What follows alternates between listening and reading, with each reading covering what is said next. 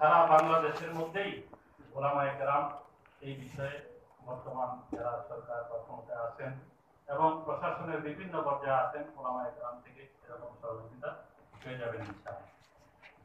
আমরাও মাননীয় জেলা প্রশাসক মহোদয়ের কাছে আবেদন করব, আমাদের নারায়ণগঞ্জে অনেকগুলো মাদ্রাসা আছে, অনেক ওলামায়ে কেরাম আছেন, বিভিন্ন সময়ে ওলামায়ে কেরাম নির্যাতনের শিকার হয়েছেন, অনেক ওলামায়ে কেরাম জেল জুলুমের শিকার হয়েছেন, অনেকে আহত হয়েছেন।